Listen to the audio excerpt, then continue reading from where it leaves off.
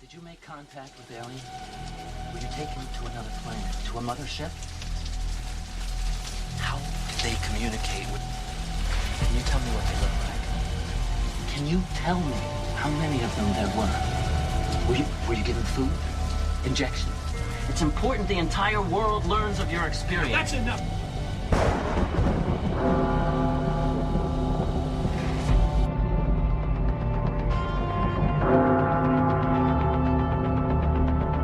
Teachers are alive. They're not books. They are the very living essences of nature itself. Unbelievably powerful supercomputer that's running our reality, and we don't have a clue as to how to operate it. Say in your mind, say to yourself, I am more than my physical body, because I am more than physical matter. I can perceive that which is greater than the physical world.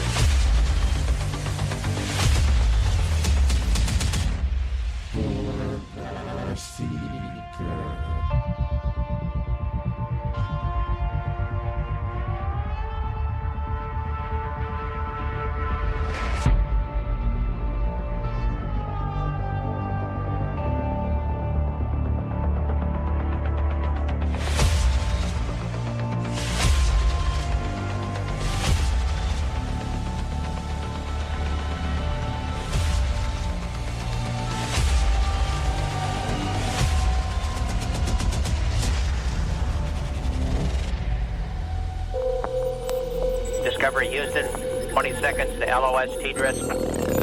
Contact, nice to be in orbit. Broadcasting from the Forest Tower Studios in the Mossy Creek bottoms of Cane Creek, Arkansas.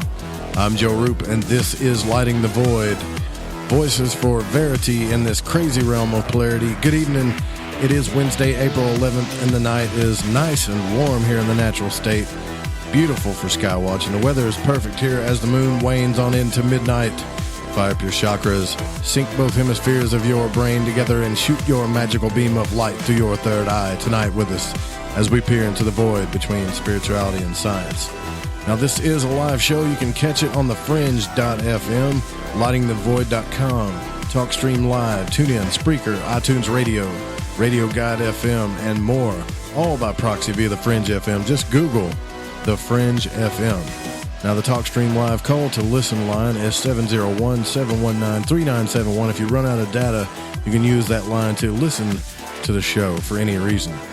Also, follow, like, subscribe. Everything is Lighting the Void. YouTube, Twitter, Facebook, and Telegram.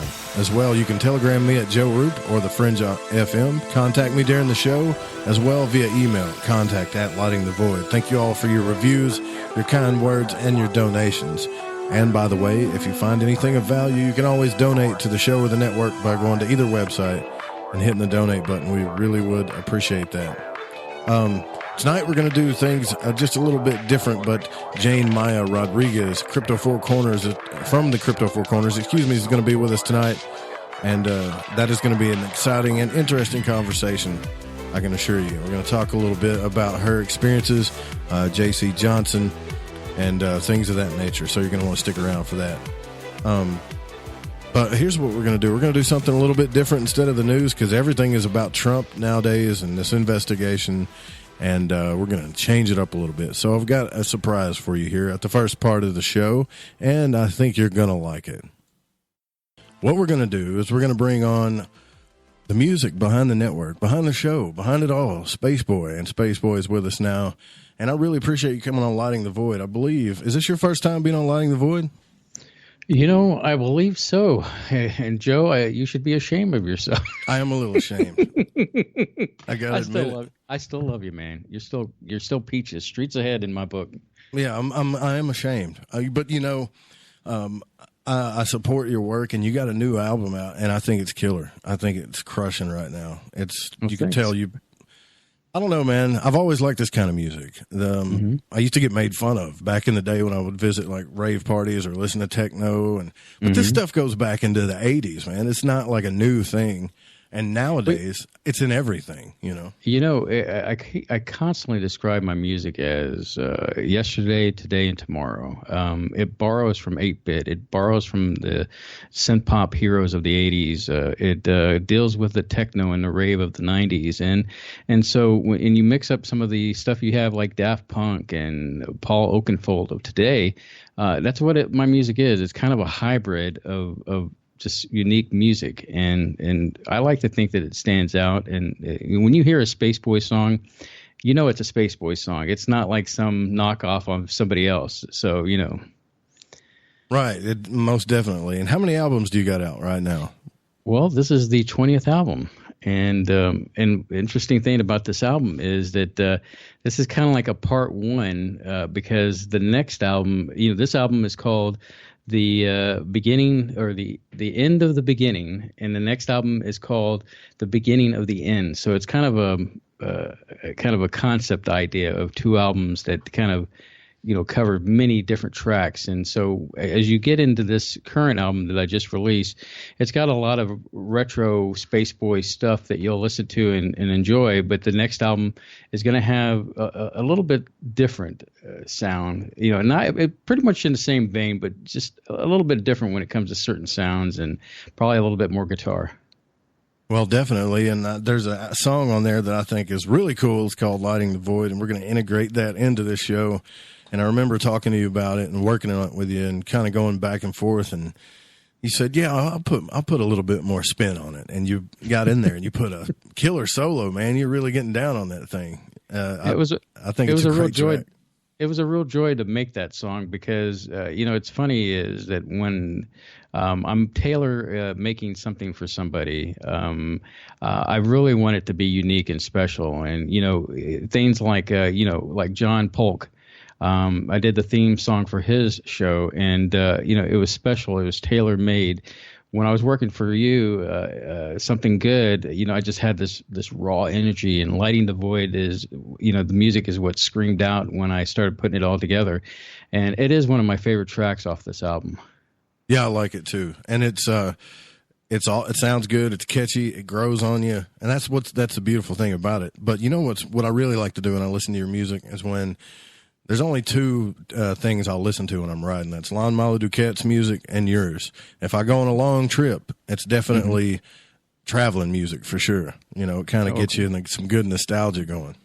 Well, Sirlana would agree with you because there are tracks in there that she will always say like, wow, that's like music I could be going 90 miles an hour down the Texas highway. And, just music. I guess some of my music is just tailor made for traveling and just kind of relaxing. For a second there, I was going to say, yeah, it's the perfect music for 420, man. Yeah, you can do that too. Yeah. So, sure. It's versatile, so. And how long does it take you to make like just a track? I know you could probably throw something down in one day, but does it take you a month? I know you've been working on this album for a while though, hadn't you? Yes. Usually I've been cranking them out like one per year, and this one took a little bit longer. And, I was guilt ridden and cause I'd tell people on the different shows we've been on, and yeah, it's coming.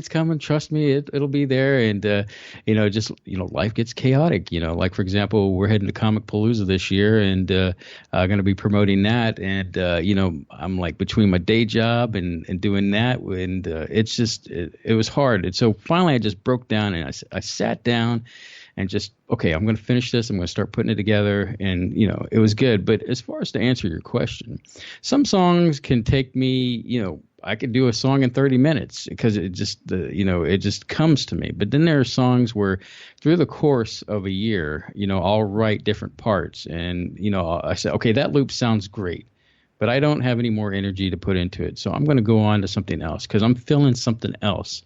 So I'll start writing something else. And before it's all said and done, I've got like 20 different concepts for songs. And it's like, okay, I've got this palette of things I've been working on over the year. Well, in this case, almost a year and a half. And then I just start, okay, I like this. Hey, I just got this new instrument. Let me plug this in. And then there you go. It starts to kind of flush out. And then, of course, this time around, I had the wonderful Solana help me out with titles for, the music. And a lot of the titles you see on this album are created by her. So she got involved in this process too this time. And a lot of the titles, it was like, wow, that's great. And then when she gives me a title, that really kind of, there are songs that help me flush that out and take me in different directions too. So yeah, so it just depends on, how I'm feeling. If the groove is there, happy, sad, melancholy, it just take your pick. It just, certain feelings help push things along. And the beauty of it is right now is you can go get all of his tracks for free. They're all free. That's worth it. I would definitely go and get as many tracks as you can while it lasts. Cause I got a feeling, especially after I heard some of these new tracks, that either a movie or a video game or something's going to be picking you up soon.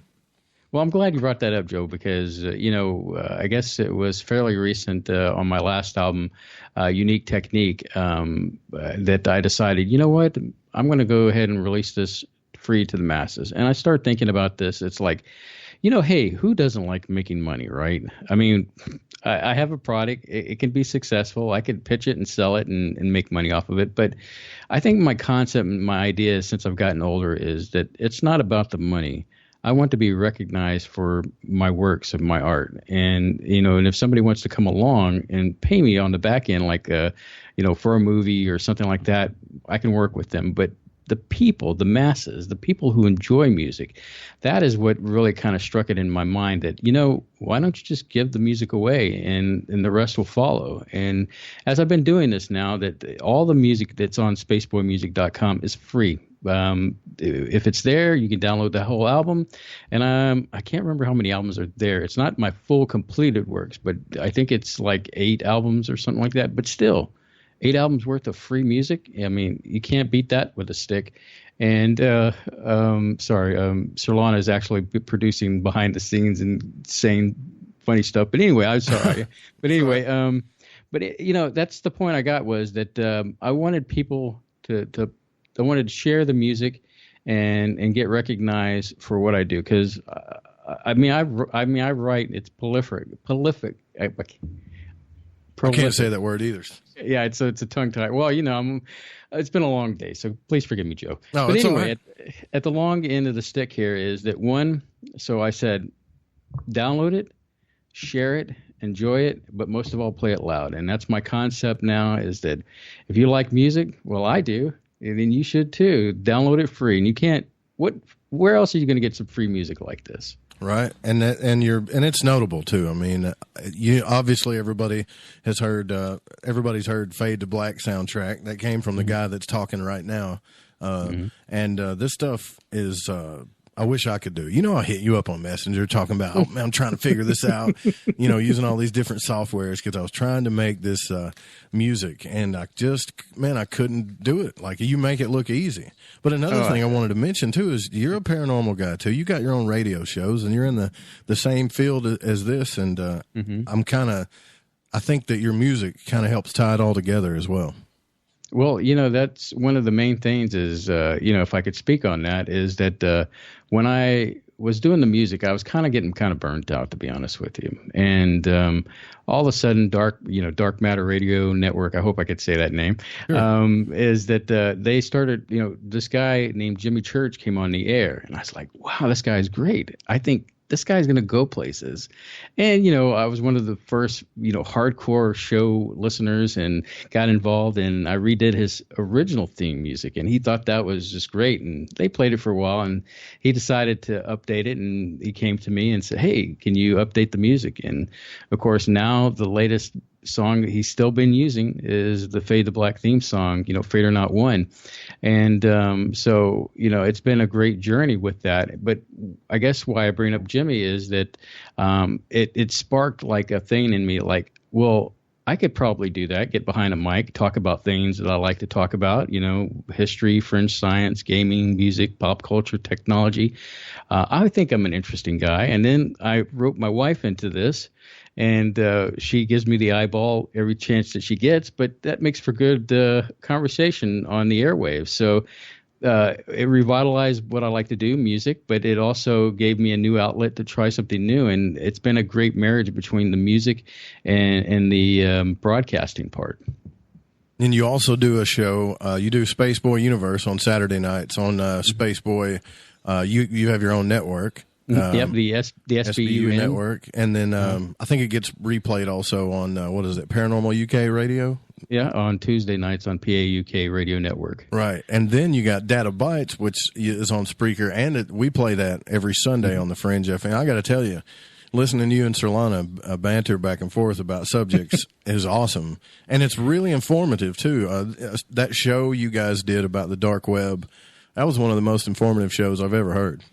Yeah, Solana will tell you it was very eye-opening for her, too. She always says, I may not like the fact that you wrote me into this thing, but, since we've been doing these shows, I've learned so much that I've never would have thought of. And, it's from my point of view, I've seen and heard a lot of this stuff before, but to get her to, experience it and come back and actually have something to talk about the subject matter, it's really great because it's like a fresh perspective all over again. Yeah, most definitely. What about retro stuff, man? You got this retro type image. I get this retro vibe from you. You're a space nut, aren't you? Oh yeah, what gave it away? The astronaut? The name? Just the images and graphics you put up, and you go to Comic-Cons all the time, and that stuff is really cool to me. Well, I'm definitely, when it comes down to, I'm into pop culture, and a lot of the art that you see that is produced is really done by Solana. She's fantastic when she comes to that. Sometimes, I'll hang over to her and she says, "Here, have a Snickers," and well, I say, "Why?" Because you're acting like a diva, So it's that back and forth that we have. But her, I'll give her ideas, but she really owns her own when it comes to doing all that. Now, the history of Space Boy goes back to my favorite band and one of my favorite artists, the Pet Shop Boys, wrote a song with. They didn't write the song; they did a cover with David Bowie, "Hello Space Boy." And so I took the name, and then I guess it was about March 1999, and then that's when Space Boy was born. But, since then, I've always donned the space man or, astronaut persona. And in fact, I've got my own spacesuit that, when we go to Comic-Con, I'll be wearing, and we'll take pictures. And it's a great way to promote the universe, as I like to call it. And, it's fun, and I don't plan on ever becoming Spaceman or anything like that. Space Boy is my call sign. That's what I am in the Matrix, I guess. And I guess I'm sticking with it. Well, it's an awesome call sign, and I want everybody, if you haven't heard Data Bytes, to check that out on Sundays. Also on Saturday nights. You guys have gotten some pretty good guests on there lately too. Didn't you have John DeSouza? Did he come on your show? Oh yes. In fact, Solana can't stop talking about him because he was so interesting, and we've had him, we've had Preston Dennett, various others. I think one of my favorite was the Alien Hunter, and my mind went blank on his name. But anyway, that happens. Oh yeah, Stephen Coburn. Oh yeah. So that was a recent, and I'm getting notes over here from Solana reminding me, because like I said, I'm discombobulated by this time. Daryl Sims, there you go. Thank you. A one for the win over there for Solana. But we've had some interesting people, and then of course, I've brought in, like last week we had Uncle Brent, who's a musician out in towards Austin, and I've known him since high school, and trying to promote the indie music scene. So we go from those great people to other great people, and we've been fortunate enough to have guest after guest each week. So yeah. Well, I really appreciate you coming on this first segment, and we got to have you back on as a full guest. I'm thinking me, you, and Sir Lana, maybe some story time, some campfire stuff. That's what I'm thinking. Well, we love doing Data Bites. As you know, it's an exclusive here on the Fringe FM, and hopefully one day the airwaves will resonate with Spaceboy Universe. Right on, brother. Well, as we let you go, and when we roll out of here, I'm going to play a track from the new album, and you guys are gonna dig this. Go get it at spaceboymusic.com. Check out the shows. I'll re-add the links there too, because this was kind of a last minute thing. I was like, why have I not brought you on here? The new album's out, man. Let's do this. So yeah. Thanks for coming on the show and just talking to us for a little bit. I really appreciate it, man. Anything for you, Joe. Right on, brother. We'll be right back with Jane Maya Rodriguez. Don't go anywhere.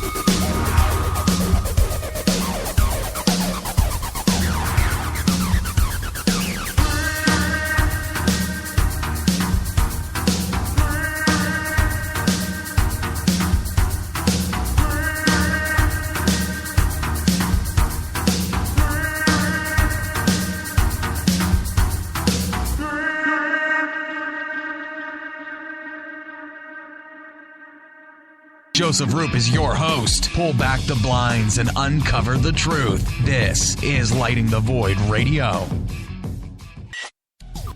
Hey, Fringe FM listeners. Did you know that when you're on the road with limited data or no Wi-Fi available, you can still listen to every minute of the Fringe FM by calling 701-719-3971. No smartphone, app, or internet needed. Saves your data plan and no extra cost if you have unlimited minutes. Call 701-719-3971. That's 701-719-3971. Listen to the Fringe FM on any phone, anytime, anywhere. Wouldn't you love to have a really sharp memory?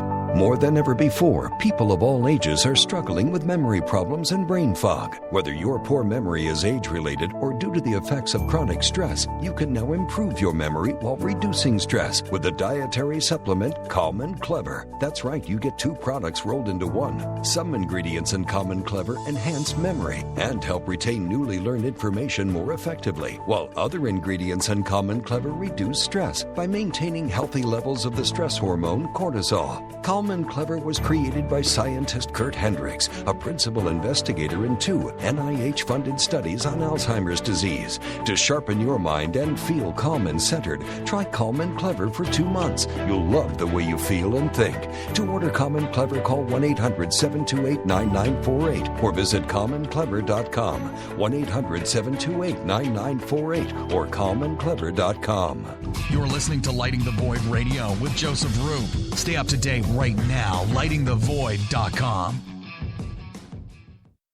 This is Mark Eddy. If Pluto is your high school history teacher, Project Compass will point you in the direction of the truth. Was it over when the Germans bombed Pearl Harbor? Hell no! Irma, forget it, he's rolling. Each Monday night from 10 to midnight Eastern, we will bring enthralling guests to delve into the hidden history you weren't taught. This could be the greatest night of our lives. Join us on the Fringe.fm or in the Spreaker chat. Oh, we're afraid to go with you, Pluto. We might get in trouble.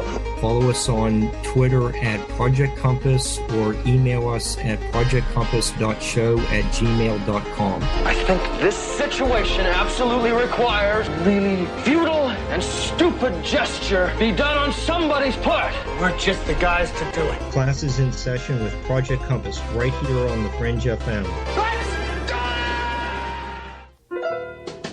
Don't feed the Archons.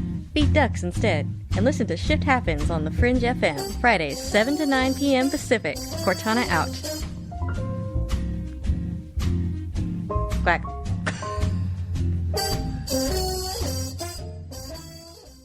I'm getting older and noticing that my body just doesn't work as well as it used to. So I like to keep fit as possible by hitting the gym a few times a week. Recently, I started having a nagging bicep pain, and it got so bad I couldn't even lift the weights. When I was complaining about it to a friend, he told me about angioprim. He said chelation helps remove toxins, heavy metals, and cholesterol in veins and arteries that may cause blockages. You know, after just 1 week of taking angioprim, the pain was gone, and now I'm back in the gym full strength. Scientific research proves the active ingredient in angioprim has superior oral chelation action that helps promote cardiovascular health. So to learn more, go to angioprim.com. That's ANGIOPRIM.com. Or talk to a trained consultant. Call Angioprim toll-free at 877-882-7221. You'll feel better with more energy. Call 877-882-7221 or go to the website angioprim.com. This is Lighting the Void Radio with your host, Joseph Roop. It's the show about truth-seeking and freeing the spirit, shattering your limited beliefs, revealing hidden truths, and much, much more.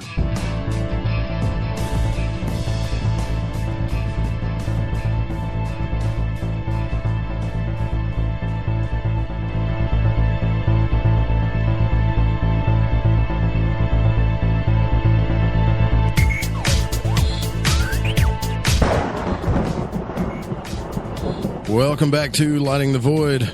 Sorry about that long commercial break. I was having one technical issue after the other. I think I drank entirely too much coffee. But the good news is we have our guest now. So let's bring on our guest, Jane Maya Rodriguez. Jane was raised in a very non-traditional yet fundamental Christian home, where both parents, before becoming Christian, had demonstrated occultic gifts and an interest in the topic. All through growing up, there was a constant discussion about future events and the light of biblical prophecy, as well as continuing to develop an awareness of world religious history as it pertains to the occult and ancient aliens.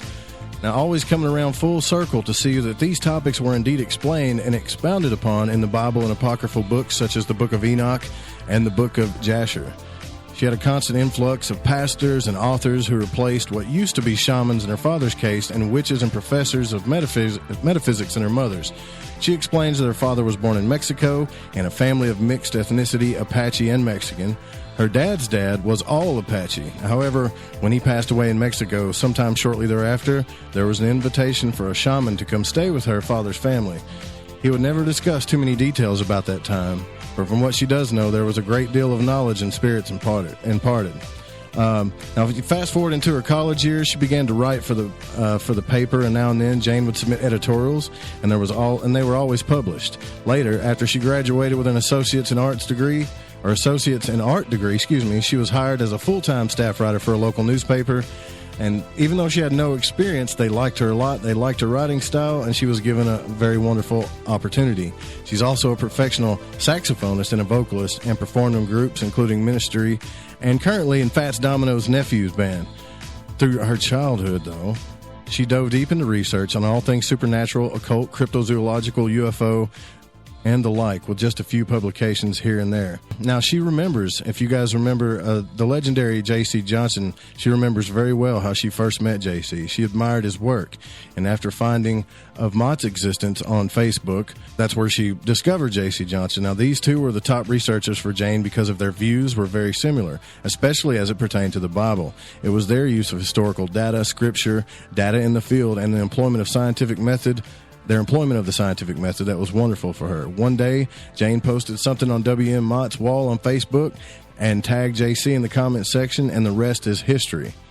Now, according to Jane, JC took a gamble on her. Nobody in the field of cryptozoology had asked her to write a few essays, except him, right? But they instantly had a camaraderie as Christians and shared the same views on these topics. Jane and JC became fast friends, and then JC invited her to join him on Cafe Enigma one day alongside him, and she was asked after that one time to become the host of the show. JC eventually made her the second in command in running for the Crypto Four Corners International Group and named Jane his proxy. Jane continues her research to this day, and she's got a new blog up at janerodriguezblog.wordpress.com. And I'm so sorry that I butchered your intro, but I really appreciate you coming on the show, Jane. Thank you so much. Oh, no, you did a great job. That's, as much as you could fit in a couple minutes worth of information. You did a great job, and you pretty much hit the bullet points on how I even came to be familiar with these topics to begin with. It's just a lifetime. I actually skipped over a bunch, though. Well, you did fine. It's a rough sketch. It's basically the fast forward, how we get to who I am now. And, who has time for all that boring stuff? So you did great. Well, I told you before when I was trying to get you on the phone that I have entirely too much coffee in me. Well, I'm sure they heard it during the break. Dead air, half songs. I feel like I took some adrenochrome. You took too much, man. I told you. Not the whole bottle. Yeah, that's what it feels like. Well, I know. Well, just, I don't know, maybe eat some crackers or something. Could absorb the caffeine. I hate that feeling. I know. In college, it's like something I would just constantly have in my hand. And on top of it, I worked at the cafe inside the college, so I would go and get free drinks all day, just latte after cappuccino after cup of coffee, and it's just like, ugh.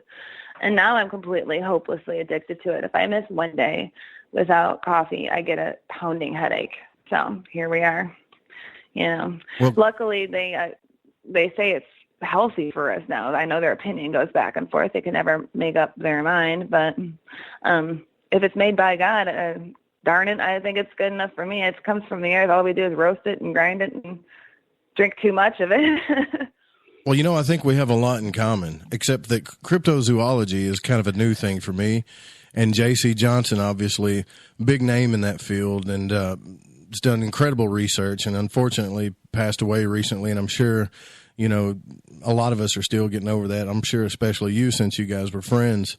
And the one thing about you guys' work that I've always came back to on this is, I study the occult. I study magic. I study ufology. I study mysticism, everything.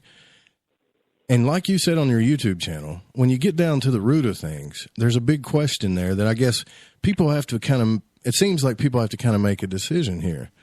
Were these watchers bad people or good people. Certain religions, or I guess sects or groups, will tell you that, oh no, they were good, angelic people, and you know, people just don't want you to know this stuff because they don't want you to have the kind of personal power. But you know, it's so perplexing to me. So I'm at this crossroads in my life, and it's really good to have someone like you on here that you had the same upbringing I did, which is a Christian upbringing, and it kind of, you went back to those roots because you feel like, hey, these are the spawn of this stuff is the Book of Enoch, and these weren't really good people, you know. Right. That's right. I always say, and this is how JC, and this is why I love JC, because it was an easy friendship, meaning it was something where, you know, main thing after main thing after main thing, the core fundamental beliefs were the same, and the approach to searching out the answers. I love your intro. I love the basis of your show. It's seeking the truth. What is the truth?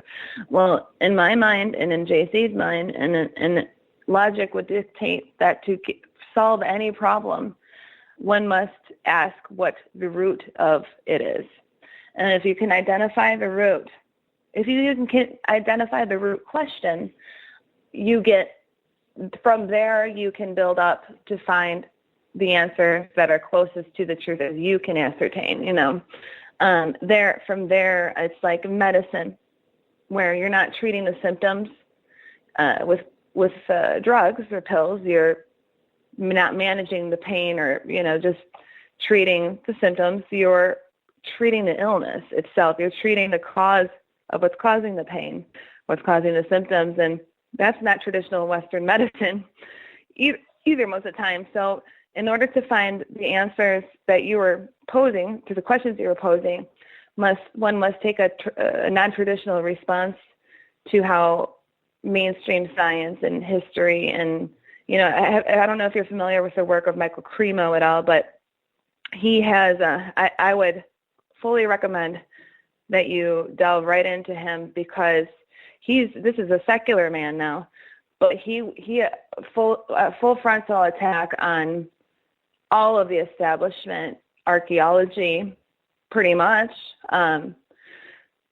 biology, all the main sciences have been corrupted in a form or another. And so the information that you're going to see on TV that, you know, that asks what these things are that happen, what are UFOs, et cetera, and, you know, what are spirits or ghosts, they like to call them a lot, they're going to stop with what the establishment wants you to kind of form your belief around. Because what the establishment is just, they just basically ask the same question over and over, but they also just give one side over and over. And that's, like I said, Michael Cremo, he's an archaeologist. He comes from that perspective. He comes from that angle. And he's somebody who does not, who not attacks, but disagrees with evolution. And from there you get all sorts of, and then it has all sorts of implications there. But he has shown where scientists have, they have distorted data to fit their paradigm of evolution. I'm just using that as an example. And I'm certainly not implying that, you know, ufologists or other mainstream scientists or researchers, scientists, they all do this, but in his experience, he has seen the data that has been manipulated to support that viewpoint. And now I'm trying to think here, the man who wrote the Mothman John Keel, and there's another man, he passed away. He was actually killed, and his name was, I'll have to think about it. He was a blonde guy. He fell off the stage of the Burning Man festival, and he said, if I ever am admitted to the hospital and I die suddenly, make sure they check for this bacterial strain, because that's what they do to people like me who start talking about the other side of the whole topic of UFOs, Men in Black. That's what he did.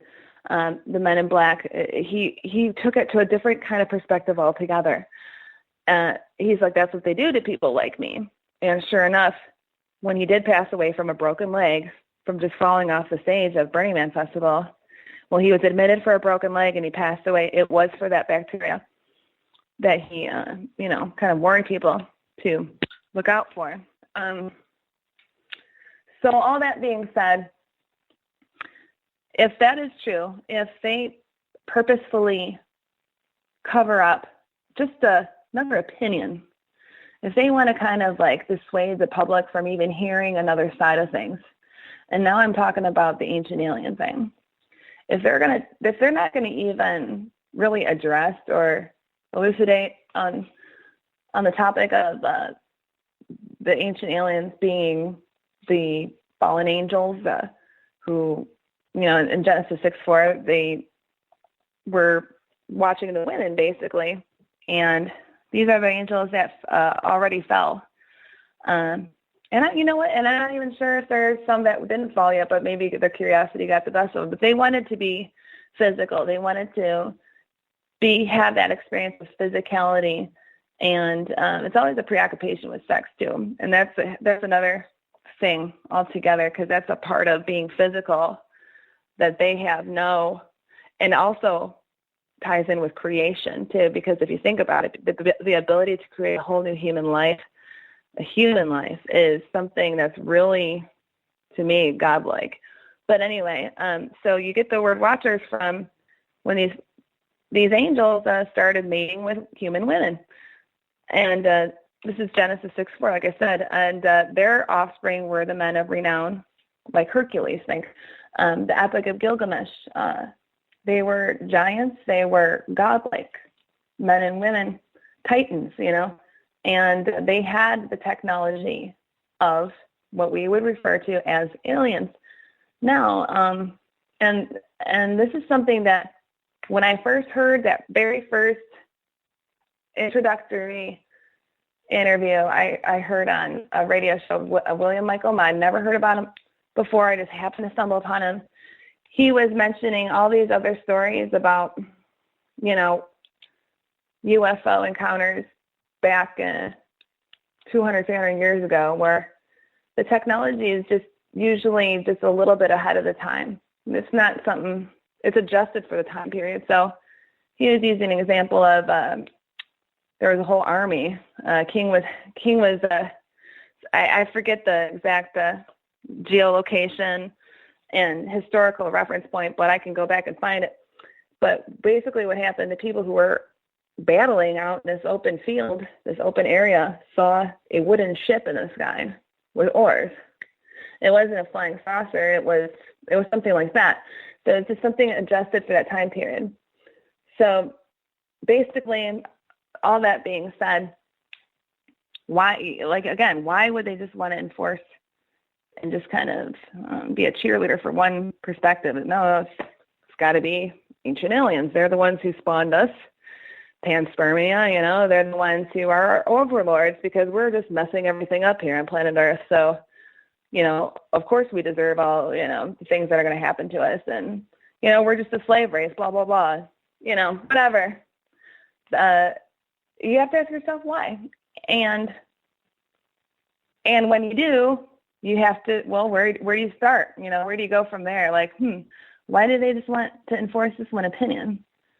And by asking that one question, you can kind of start, you just start from there and just tailor your search or your quest around that particular question. But I always encourage people to, when they have a rebellious, quote unquote, thought that goes even against, because, even the topic of paranormal, UFO, all that stuff is kind of non-traditional, non-mainstream. It's kind of like, just the rebellious kind of thought to begin with. Not thought, but idea, pursuit, interest, hobby, fascination. Well, don't be just content because, you're researching that topic. Ask questions about, don't believe everything you read. And I'm talking about you. I'm just talking about, anyway, don't take my word for it. I used to say when I had my show, Cafe Enigma, that I used to host, I would always say at the end of the show, don't take my word for it. If I said something that rubbed you the wrong way, or that you're not quite sure, like, it's, or if it's just something that everybody has always said, Well, I saw that on your YouTube channel. You were talking about that, how certain people didn't want you on their show because you rubbed them the wrong way or didn't agree with what they were talking about. You know? And that's fine. That's great. What I always said is, then good. Go look it up. See if you can prove me wrong. And if you can, then please tell me about it, because I want to know too. Mm-hmm. You know, and that's so important, especially in this field where we don't have a lot of that hard data. Like nobody's ever caught a Bigfoot. Well, that's not necessarily true either. But the thing is, people don't they just stop. Once they have a question that kind of kicks against the pricks of what's established as a norm, they just say, well, they form their opinion around that instead of actually searching it out, seeking out the answers. You know, the title of your show, it's like you got to actually put some work involved if you're gonna pose a question. I think it should be everybody's responsibility to go ahead and seek out that answer, and just go from there. And that's kind of nice, That's my view on it too. That is the thing about this show specifically is, there's a lot of shows out there where they're opinionated shows, or they want to come off as they're experiencers or experts on their field. And I'm none of those things. I mean, I've had some spiritual experiences, I guess, and things like that. Mm-hmm. But I just want to go on this ride and talk to people and get some answers and really do it, really get some answers. And a lot of times it's not popular. A lot of times it doesn't make a lot of money, or it's not, maybe not book worthy. And sometimes it's even a little boring.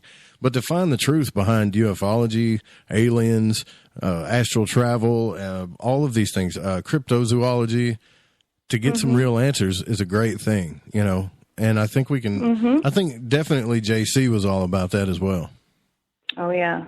Oh, yes. And to me, what you just said, it speaks of a humble. You have a person who takes that position has a certain humility about them, which in turn puts them in a position to be wiser than the person who says, I know it all. You know what I'm saying? If you think you know it all, then what use have you for even being alive and having your five senses? Or if you have arrived already, and I've talked to Royal if we have arrived already, then what's the point of having this discussion in the first place? In order to learn or to master or to even be an expert, one has to humble themselves to say to themselves, I don't know everything, and I don't know a lot. And that's how I view myself too, because and this is what he always said, and I learned so much from him. And man, we were real close. He took me into his home, and I met his whole entire family. His sister, his brother-in-law, his nephews, his grandson, his son. I began to love them all, and it's real hard, but the thing is, he taught me one thing, and this is the thing that's I think will help you too, and that's don't ever, okay, so I know you're not that big into the crypto thing, but this can apply to everything in this field, and which is supernatural, and it's always changing. That's the point. He says, don't ever think that you have arrived at a very concrete explanation for something. Like for sure that dogmen, for example, I'm just making this up off on top of my head. Dogmen, if you see one, they're always going to want to murder you, and they're always. I'll make something up. They're always going to be wearing the red flannel shirt and boots. No, just because the moment that you think that that's the authority question or answer to that, to how the characteristics are always, is the second that you're going to find some other report where the woman saw a dog man, singing a song and floating away on an umbrella or something, and that poof, there goes that whole paradigm, and that's exactly what happens in this field. You have one story or hundreds, thousands of stories that all kind of corroborate on this kind of mode of thought, to categorize. but then boom, it only takes one encounter or a couple for that whole thing to be kind of shattered. And then you're back to square one. But you're not back to square one if you keep that flexibility in your mind, saying, yeah, there's patterns for sure. Personally, to me, dogmen are, they do have a violent track record, or at least a violent vibe that they kind of send out to people. Definitely send out and communicate to people non-verbally, or with their body gesturing or whatever. Yes, that's a pattern. Right. But there's been reports of it's usually women who have friendly dogman encounters where they're inviting, they're kind of courting them in a way for friendship, maybe more. I've heard a couple bizarre stories, and where they're just kind of, like I said, courting them, just trying to get the person to trust them, hanging out with them, even, stuff like that. And literally hanging out. It's been incredibly hard for me. One of the biggest things that's been hard for me to believe in is cryptids. And I mean, not because of the fundamental idea of an upright walking animal like that, but just the whole thing. And because it's kind of extravagant. But here's the thing, though. If I am to believe in aliens and I'm to believe in interdimensional things and things of that nature, then that leads me down the road of, okay, I was in the woods one time. I'm talking about deep in the woods. And I heard children laughing, like all through the woods, and it was echoing all over the place. And I was sober.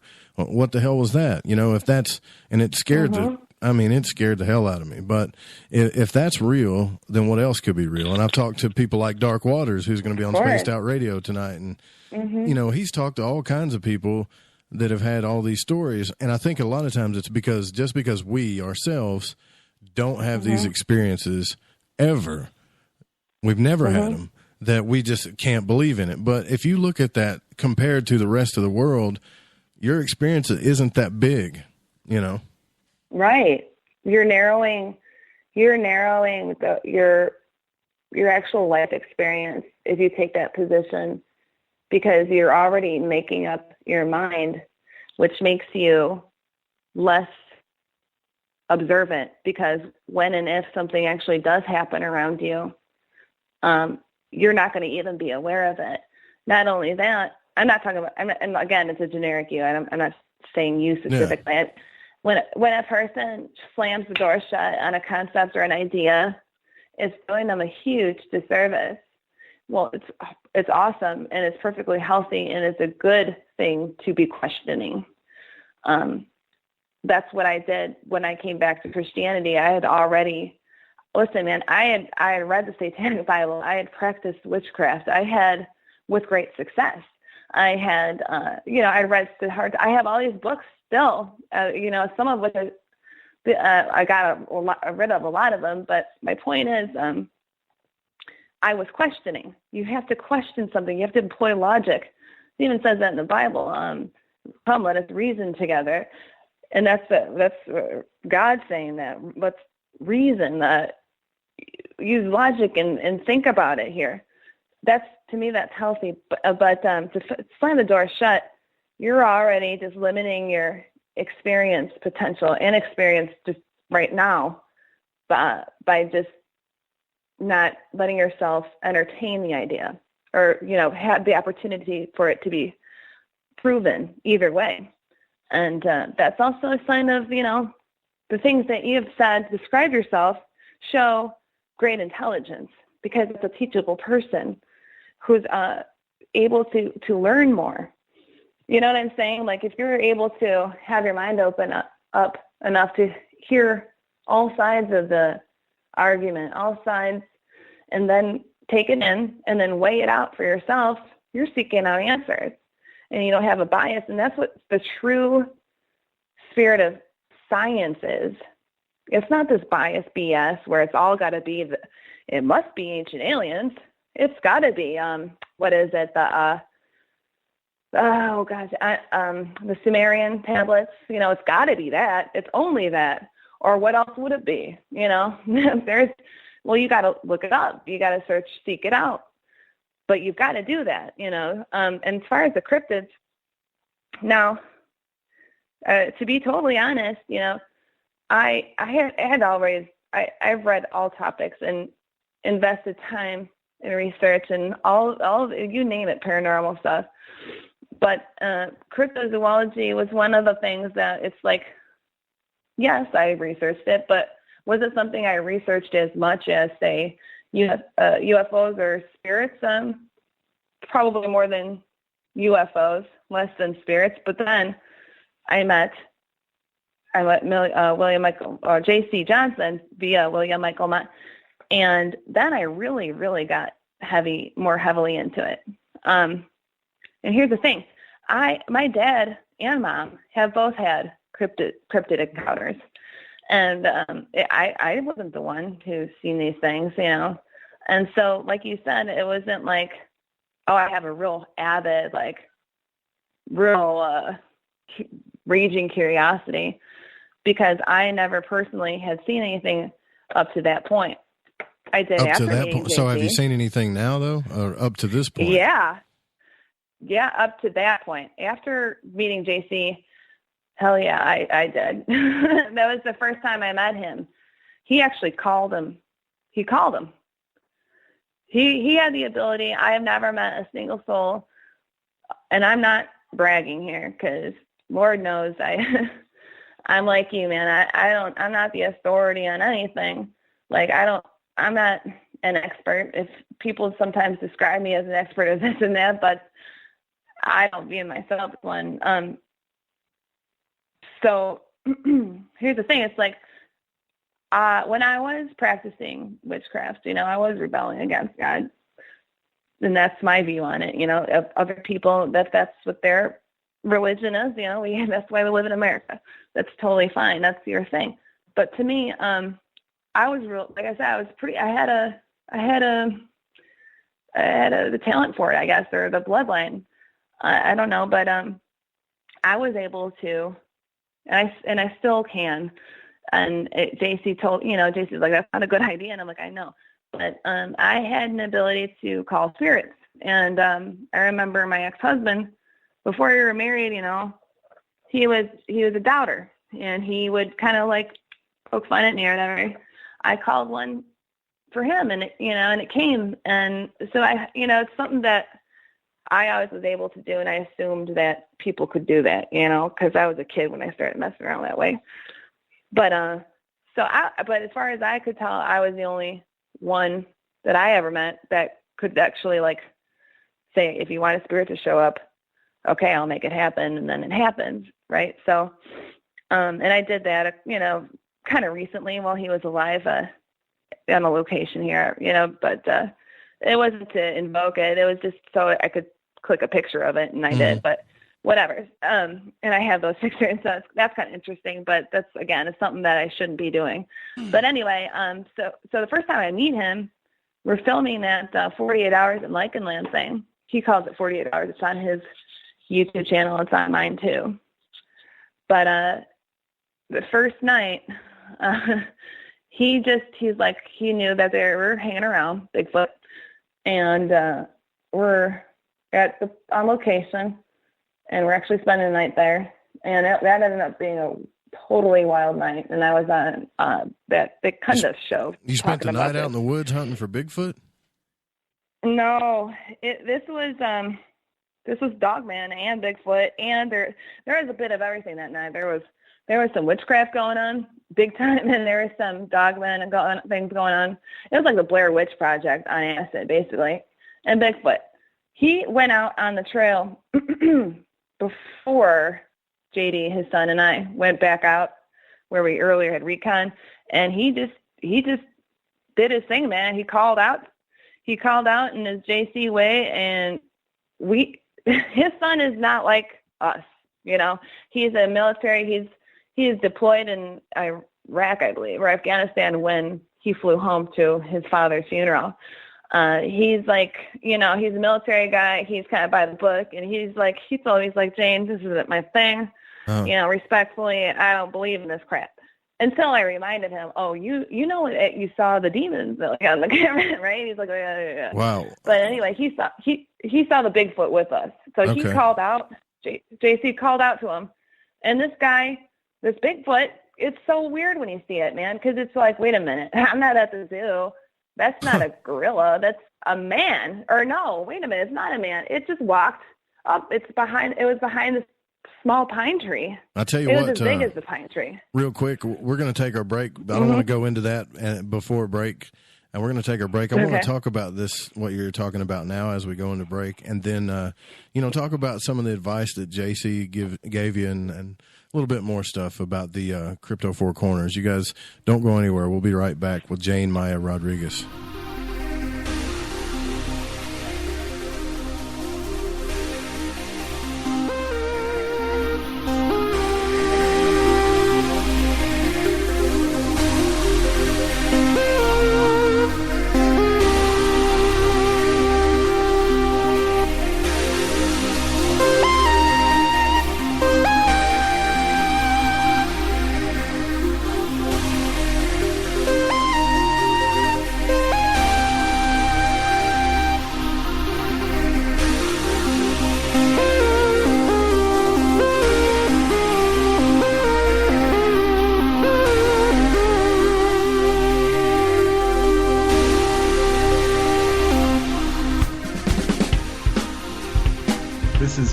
Dennett from PrestonDennett.weebly.com, and you're listening to KTLK, The Fringe FM.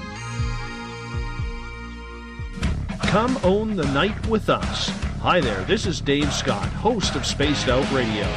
Every Monday through Friday, right here on KTLK, The Fringe FM, I'm going to lead you down a path of mystery, intrigue, and suspense. So whether you've seen a UFO, had a run-in with Bigfoot or Dogman, or had ghosts running around your house, this is the place to be. Spaced Out Radio, right here on KTLK. Do you or a loved one suffer migraine headaches? Listen to what scientist Kurt Hendricks has to say. 35 million people in the United States suffer with debilitating migraines. If you or a loved one are one of them, you need to know about MigraLief. Hi, I'm Kurt Hendricks, the scientist that formulated and patented the MigraLief migraine formula. MigraLief is a non-prescription dietary supplement recommended by neurologists, pharmacists, and pediatricians to address nutritional deficiencies in both adults and children over 2 with migraines. Try MigraLief for 3 months and see the powerful difference it can make in your life, or get your money back, no questions asked. Go to MIG911.com or call 800-MIG-7354. You can change your life today. So if you suffer from migraines, don't wait. Call 800-MIG-7354. That's 800-MIG-7354. Or visit MIG911.com. Who were the real ancient Egyptians? What is it about ancient Egypt that captivates us all? The critically acclaimed series Magical Egypt is back with all new episodes. Let Chance Gardner and company take you on another adventure through Magical Egypt in the new series Magical Egypt 2. Magical Egypt 2 attempts a forensic reconstruction of the science of the ancients through a study of ancient aesthetics. Also, the best researchers and authors in the field like John Anthony West, Graham Hancock, Laird Scranton, Robert Bouval, Lon Maladuquette, Aaron Cheek, and more join together to explore the topics of the esoteric and the hidden messages of the ancient Egyptians. Just go to magicalegypt.com right now and put in the code word FRINGE and get 10% off any download or order, including the groundbreaking original Magical Egypt series, as well as the new episodes in Magical Egypt 2. Also, check out the great work and the companion series at magicalegypt.com. Click the banner on the Fringe FM or go to magicalegypt.com and use the code word FRINGE and get 10% off your order today while it lasts. What can I say about the most popular tea on the internet?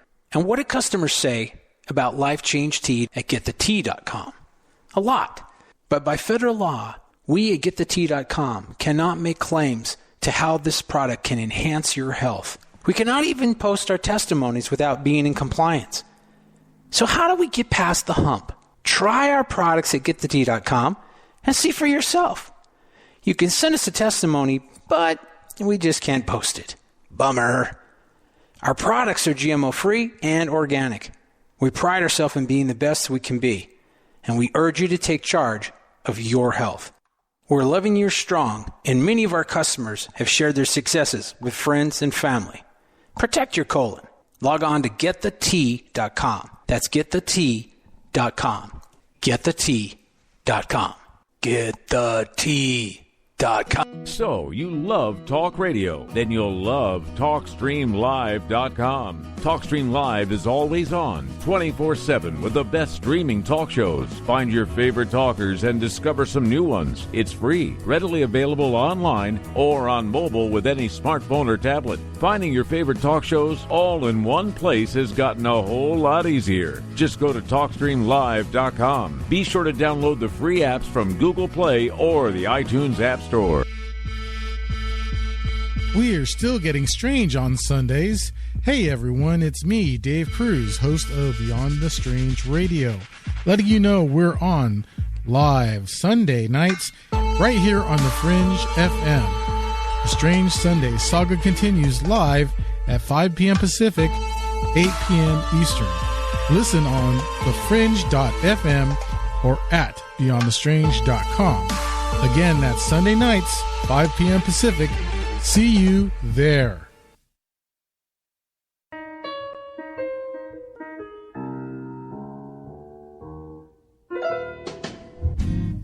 Tired of talking about the weather? No, Shift.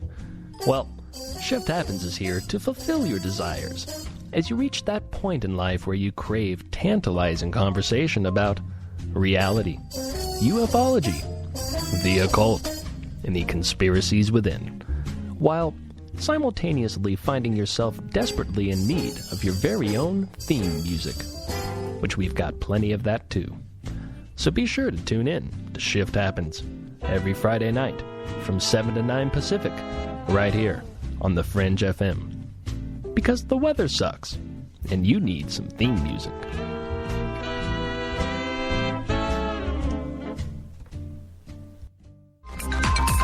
Hey Fringe FM listeners, guess what? TalkStream Live has just released a new paranormal app exclusively for the paranormal community called Paranormal Radio. Paranormal Radio has a great selection of streaming talk shows dealing with UFOs, the supernatural, sacred geometry, NDEs, and much more, including a network highly recommended, The Fringe FM. You can download Paranormal Radio right now from Google Play and the iTunes App Store.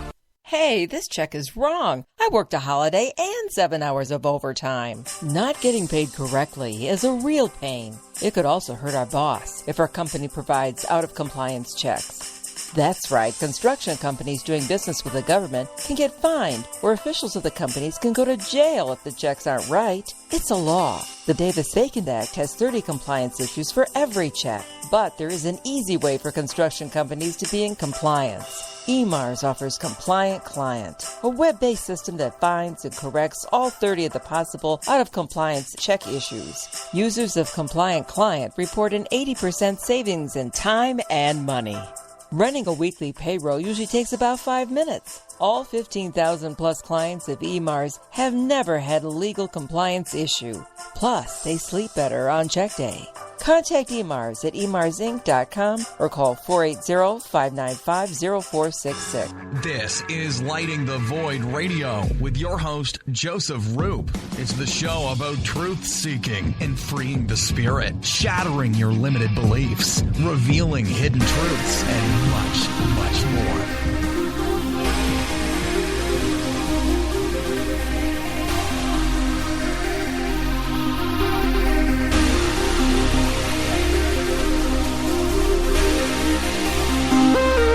Welcome back to Lighting the Void. I'm your host, Joe Roop. We're live on the Fringe FM. Don't forget, I will be hosting Spaced Out Saturday with Ken Johnston Sr. and Brett Collins Shepard will be joining us Saturday night on Spaced Out Radio. Also, I want to tell you guys, Friday night, I'm invited to be on Butch Wachowski's show, The Existence of Strange Things, that comes on Radio Memphis. So if you're on Friday the 13th, if you're not doing anything, you can go check that out. I'll be on that show as well. We're here with Miss Jane Maya Rodriguez from Four Corners, Crypto Four Corners Paranormal, the protege of J.C. Johnson himself. And What a great man he was. We can get into that too, but before the break, I kind of cut you off there, and I don't want to leave the audience empty-handed. You actually had your first, I would say, I don't know, experience and encounter with a cryptid, right? Yes, I did. That was JC was joking. I don't know if he'd be embarrassed by this now, but God bless his soul. He said, "So we popped your cherry on the cryptid thing tonight, today." No, that's not embarrassing to me. I'm from the South. We say that all the time. So yeah, that was an initiation, or just the first for me, because like I said, I had plenty of experience with spirits and stuff, but never a flesh and blood creature. Now, we were talking about, before I get onto all that, let me just get to the point what happened there. So that was, like I said, the documentary. He has it on his YouTube. It's JC Johnson, 48 Hours. It's on mine, Pandora Fix, 48 Hours. It's the documenting the time we actually started taking video of when we were seeing this thing, this Bigfoot. He had just gone up the trail. We were staying at somebody's house, Ron Shaw. It's his house, and it's his property up in northern Minnesota. And that's where I returned, actually, for JC's funeral service. But anyway, just the trail that goes back to that. He's got so many acres of land, woods, and a little bit of meadow. But just, I would say, 200, 300 yards max away from the house proper is the deviation off the trail there, and he knew that they were hanging out there because he knows these things. He's sensitive to this stuff. So he kind of deviated off the trail with a flashlight, and he took Bryce, Ron's friend, and so they walked just with a flashlight and his .45 strapped to his hip, JC, and he just started going, hoo, hoo, this thing that he does. And sure enough, me and JD were looking through. He had a pair of night vision goggles that he had acquired. They're military grade, but they're a little older, older version, so it's like the green kind. We're looking through the goggles. He's got the camera rolling too at the same time. We're watching this. We're watching something behind this pine tree that shows up.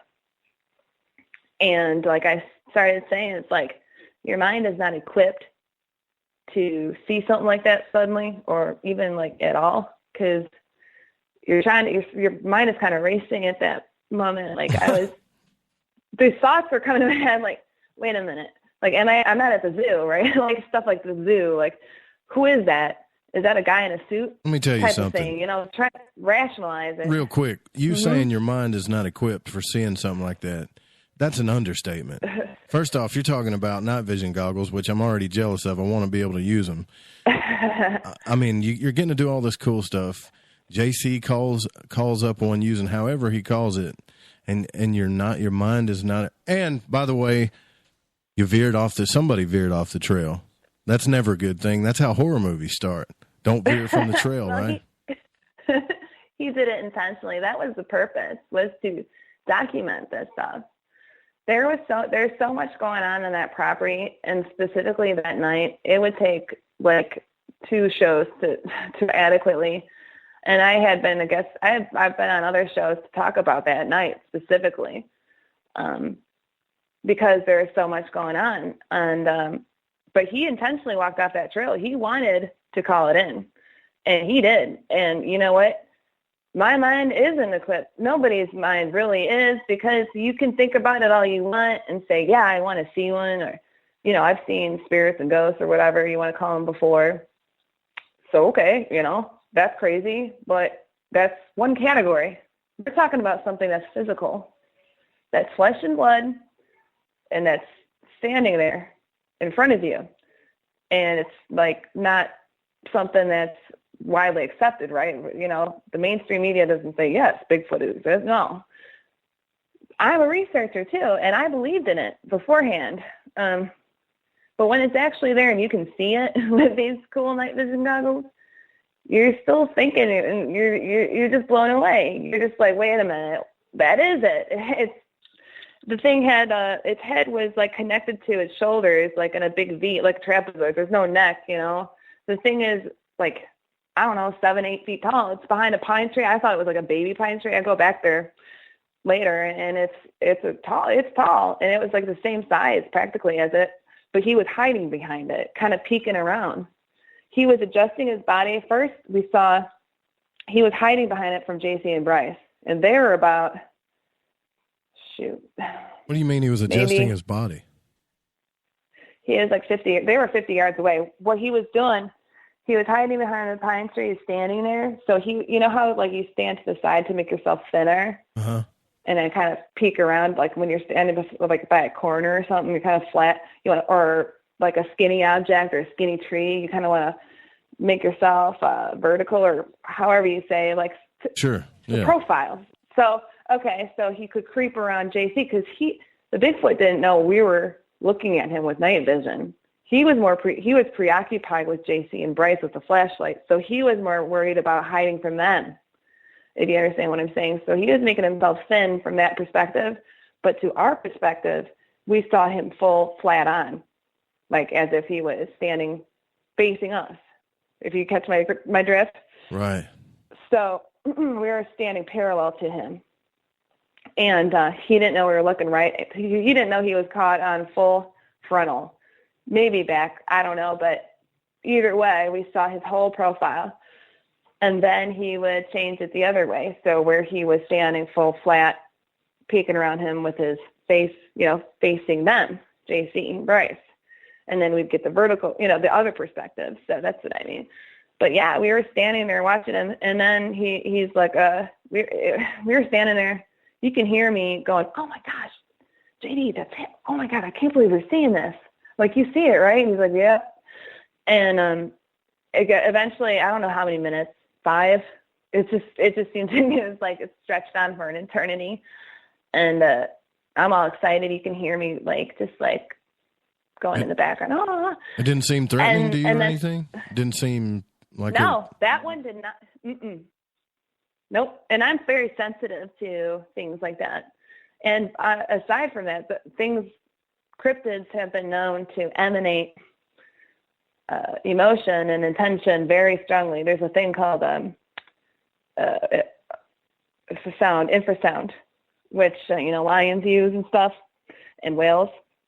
It's a sound that's not accessible. You can't hear it like with your normal human ears. It's something that's below the frequency of our detectable range of hearing, and so they're able to transmit infrasound to people and profoundly disturb them emotionally or psychologically and physically, just like a lion can, right? Because that's something that's a fact. Well, this guy had nothing threatening. Like, he was just, chilling, looking at us until JC's like, all right, time to head out. Get out now, Bryce. Like, move, let's go. Because, he gets back and he's like, yeah, there's more coming. And we better, it's not safe for us to be back there anymore because there's a lot more coming, So, but then there's that was just one, yeah. There was other stuff going on that day that was totally the opposite, that was pumping out fear and causing all kinds of strange things.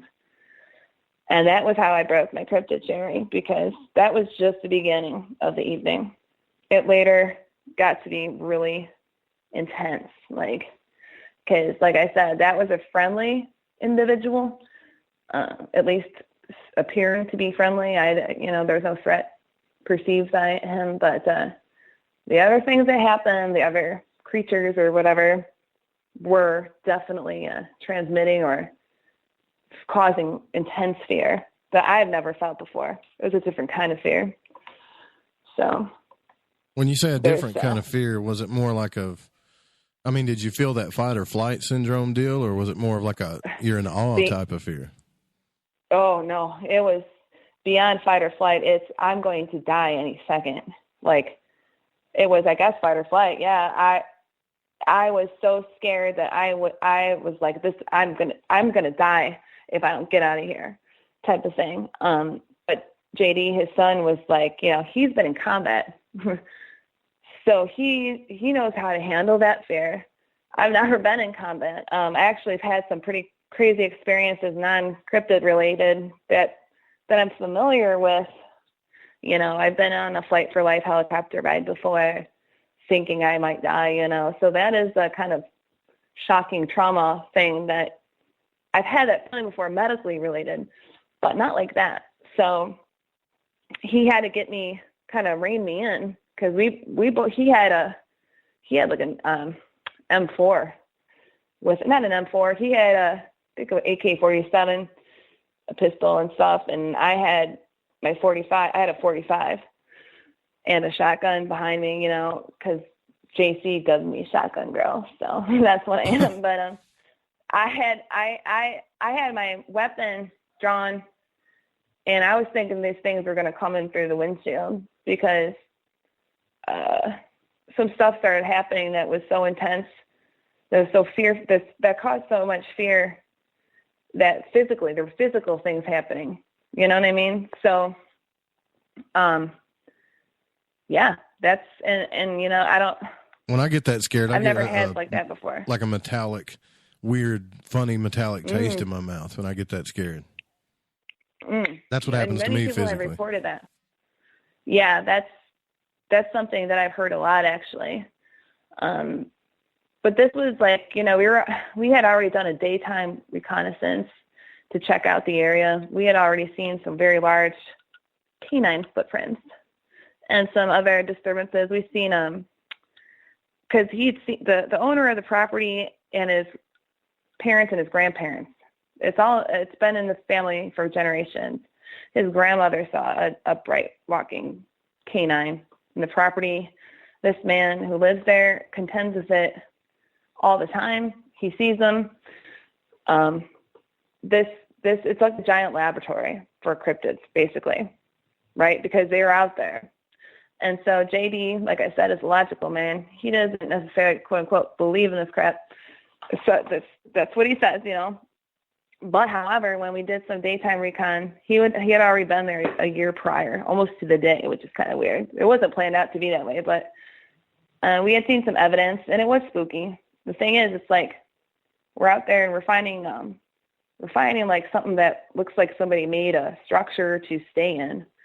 You know, there's all this decompressed brush and little bushes and stuff in the middle of this thick forest, and you can see structures made for like a shelter. But that's Ron's property, and nobody goes back there without Ron's permission. He has 3 dogs, and this man is fully armed. You know, he's aware of everything that goes in and out, and there's nobody back there that's building, you know, shelters. But nonetheless, there are these prints. There's shelters.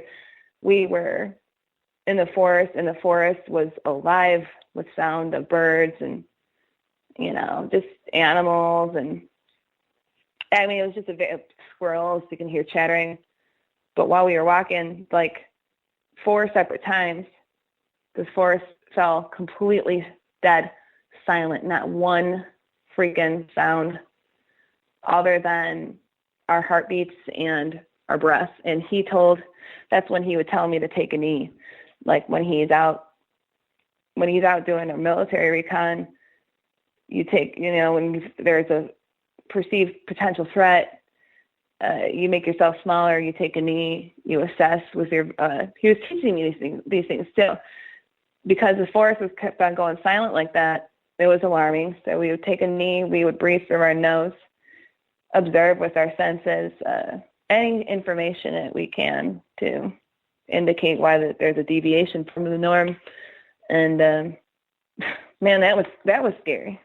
So after you've had all these experiences, then did your world probably kind of changed a little bit as far as investigating goes? I would think that if I saw something like that, I don't know that I would be able to, and I don't know how people do it to this day, how to be in society anymore. Like all of the small things that, you know, TV shows, bills, all this, none of that would matter to me if I could actually see something or experience something with my own eyes. And I think it's kind of a curse, to be honest with you, because I'm more focused on the truth, trying to figure this stuff out, than I am moving around in the daily world, and I got to be careful with that. But maybe that's why I don't have these experiences. I don't know.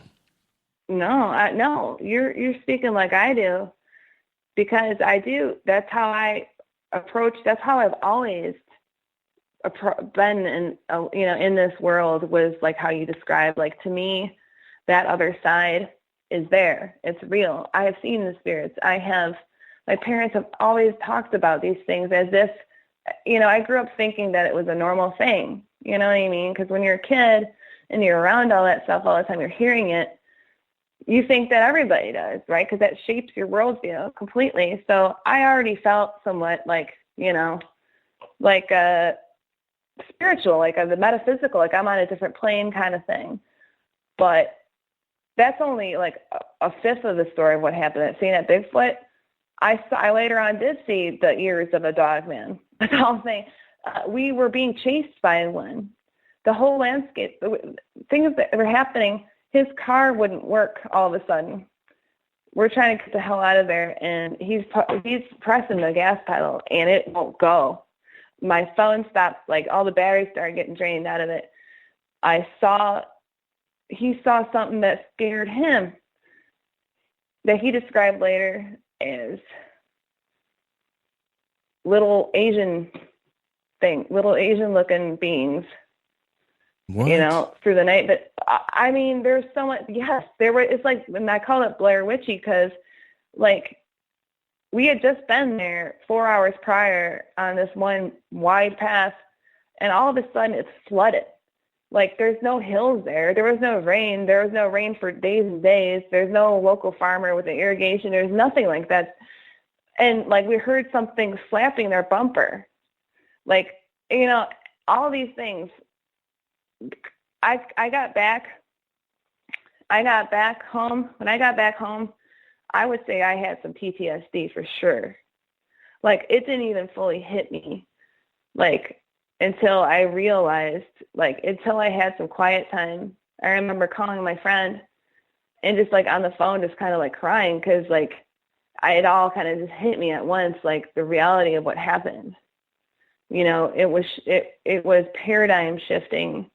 Even as a person who was seeing spirits and like like my dad would see the same spirit, like so real, like it was so physical looking that like he would be wearing clothes, he'd just be standing there like a person. I grew up hearing him talk about that. He saw something that looked like a stick man, all these different weird things growing up. As strange as the upbringing I had and like all my perceptions and experience, I still, something like that, it's profoundly affected me. And it's funny because like you got to already be kind of like off in the first place to want to go hunting, like to go searching these things, right? Because I'd already been somewhat of an adventurer, because I've already had such, intense experiences in life. So that's, sometimes what happens with the person who's had like life and death experiences before, they sometimes get super adventurous, and kind of create a high adrenaline stuff. And I'm not saying I regret anything. If I had a choice to do it all again and go back there, I would.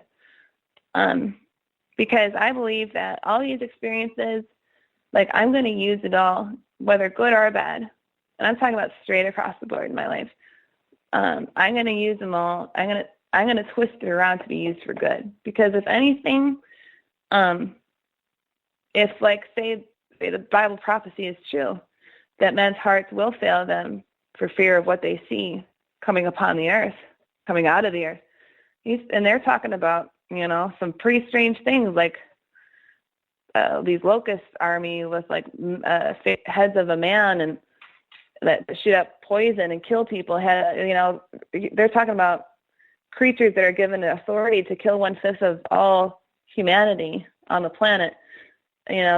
Something so scary that that your heart goes out. If I can, even if you don't believe in that stuff, what if it's true? So if I can help somebody by what's happened to me in anything negative, even though I don't count that as, like I said, it's a double-edged sword. If I can help somebody by warning them or describing my experiences and the data I've collected, then that makes it all worth it. It makes it all so worth it, because that could save some people's lives, families' lives. It could save their soul even, Sure. you know? Yeah. Well, I appreciate you sharing that with us. That's a pretty intense story. We're going to take our last break here and talk a little bit more about this and maybe about where you're going to go from here and continue this conversation. That's an incredible experience. You guys don't go anywhere. We'll be right back with Jane Maya Rodriguez.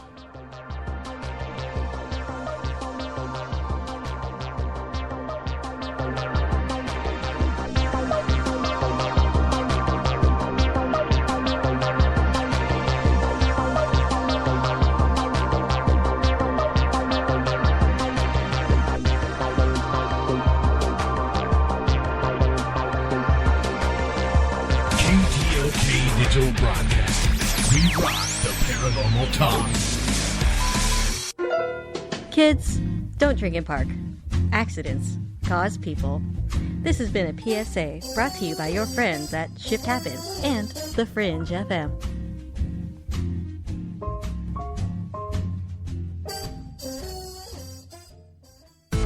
Greetings, I'm Space Boy. I started writing music at an early age, inspired by such synth stylings of the Pet Shop Boys, Erasure, Kraftwerk, Art of Noise, and 8-Bit. I have crafted my work into a hybrid of synth pop with modern electronica rock music of today, with pounding beats, high-energy arpeggios, soothing orchestral movements, and rock and roll! Space Boy will surely be a part of anyone's music collection. So head on over to spaceboymusic.com and get you some cool stuff. Ever seen an extraterrestrial? It can be hard to believe they exist unless you've seen one for yourself. What if I told you I've seen them my whole life, but have never had a witness who shared the encounter with me? Now, what if I told you I saw 4 of them, 2 with blue skin, and there are over 20 witnesses to this CE5 event?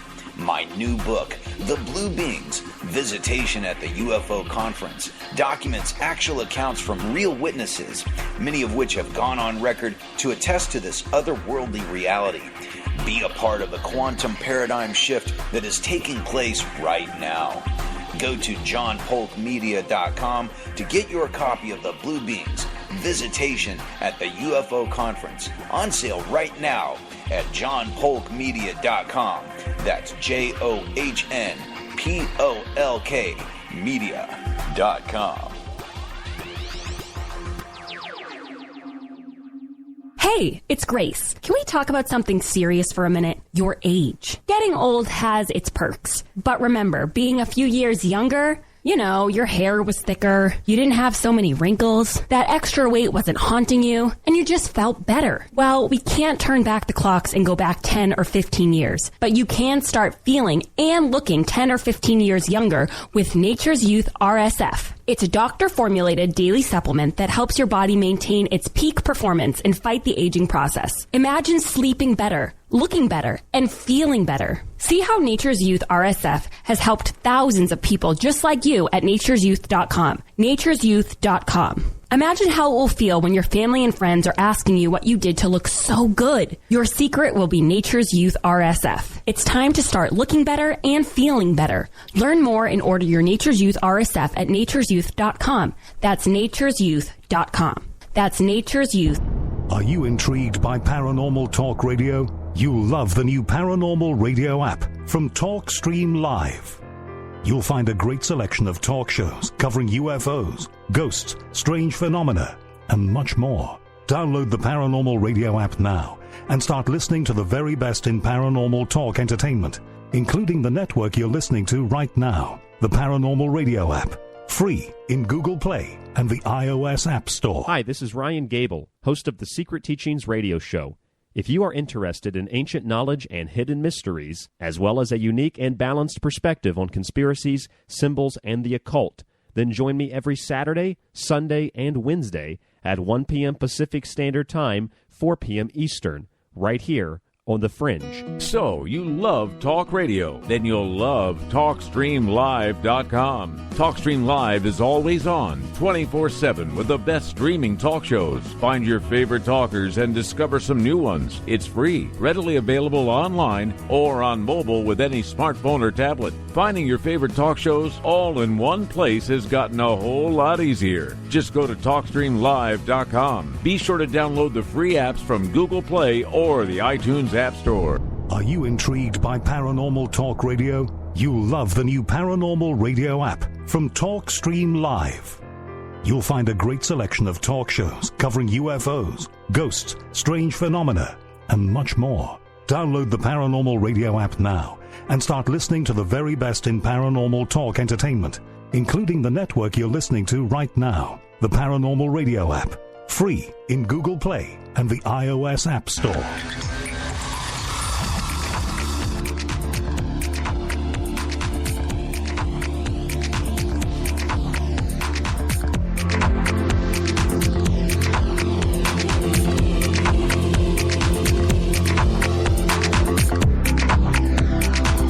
Welcome back to Lighting the Void. I am Joe Roop.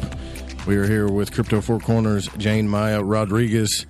We're live on the Fringe FM. Don't forget, after the show, if you want to continue listening to the live program, and Spaced Out Radio will be on right after this, and his guest, Dave Scott's guest, will be Dark Water, so the crypto conversations are definitely going to continue on through the night.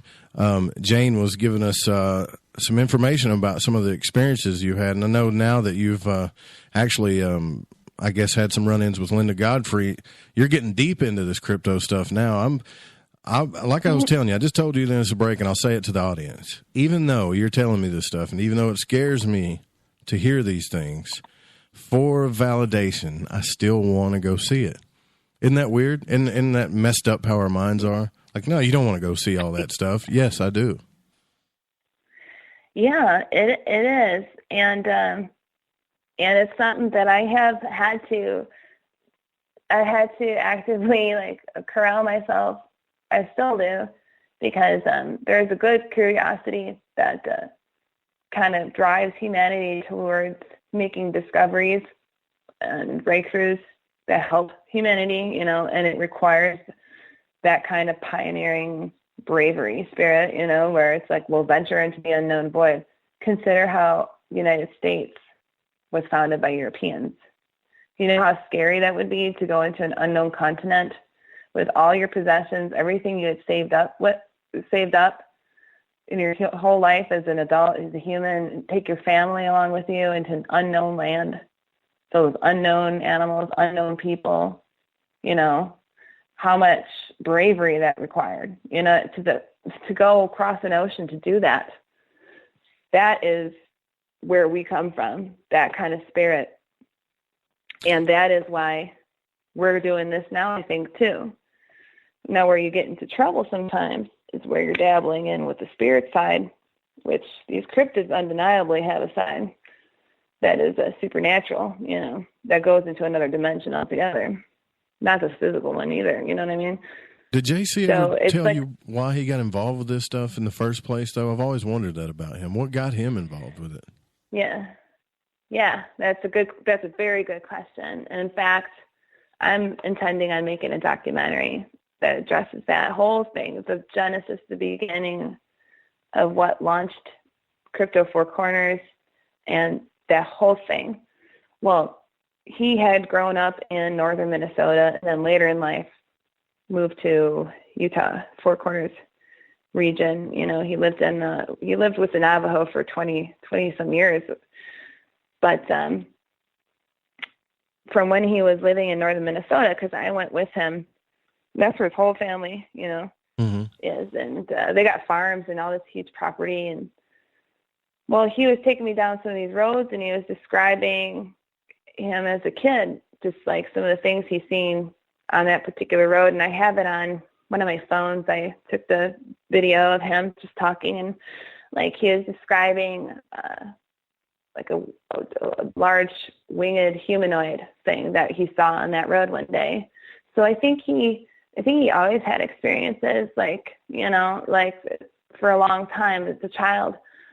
and stuff. But it was when he moved to the Four Corners region is when it really kicked up, because he was a river guide on the San Juan River. And, that's why there's so many pictures of me and him in a canoe and stuff, is because, or kayak, because that's his love. Like, that's something that he loved, is the river. And San Juan is where he did that. He'd take these big he'd do these guided tours and stuff, river tours in the boats, and they would camp and stuff. And that's when, like, before then, he'd always had a rapport for the Bigfoot. He called himself a shit magnet. Mm-hmm. I don't know if I can say that. I'm sorry, but not really. But it's okay. It happens. I'm sorry. I'm right. So sorry. He called himself an S magnet, and that was because wherever he went, if he could be one part of the United States in the woods, and those boogers would find him, the Bigfoot, and he had some amazing stories too, by the way. Oh my gosh, talking about the Bible, there was one story he told me where there's a whole bunch of Bigfoot that sat there and listened to him read the Bible.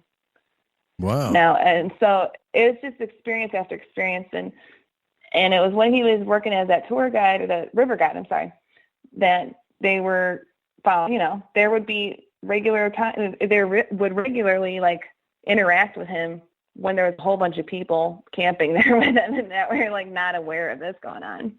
And so he'd, like, have a friend with him and say, like, I think that code name was Ridge Bear. He'd say Ridge Bear was back again. Ridge Bear took the this and that, and then he started working with the Navajo. The Navajo would come to him to help deal with matters and issues, that they didn't really want to do, because they knew he was a Christian. He was the salt and the light in an area that there was, like, a lot of skinwalker and black magic being practiced, and all kinds of scary things. Like, if you go to his channel, there's one called, like, it's a Night Stalker, and it's got something like with claws that just, like, has been terrorizing a family, scratching the side of their house where the daughter lived. It was after their daughter, and it would just scare them and claw under her window and just come out of the cornfields with these giant wings, like, stalking them, the Night Stalker, just really making their lives hell. And it's, like, straight out of out of a horror movie. And that, he was a God-fearing man. He believed in Jesus Christ. And the only thing that could be an antidote for something like that black magic, that horrific evil, he described it as horrific evil, the skinwalker situation. Because to become a skinwalker in the first place, you have to do some pretty heinous things, It's not something that's like, oh, we're going to draw a circle and light some candles and we'll be a skinwalker. No. You have to fully go into the dark side, fully be committed, and you have to show your allegiance by doing really heinous things.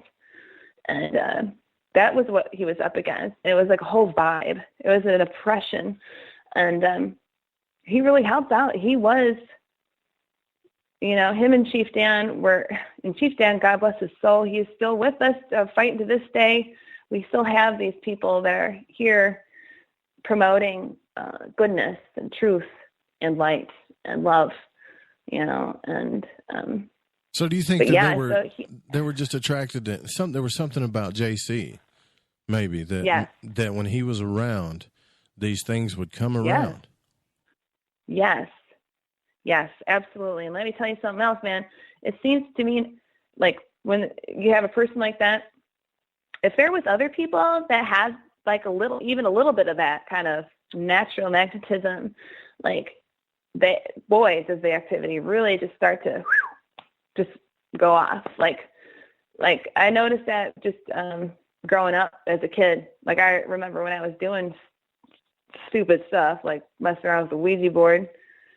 To me, that's asking for a whole can of worms. That's something of a can of worms that you don't want to do. But I noticed how much easier it worked with certain people than others. it required less focus and concentration. I think it's something like that. Like whenever like me and him and his son were together, like so much strange phenomenon, like it's just always happened, constantly happening, constantly. And I noticed it's like that throughout my life. Like I had a best friend growing up that we had spirits messing with us all the time in real obvious ways that a person who was a total skeptic would not be able to deny.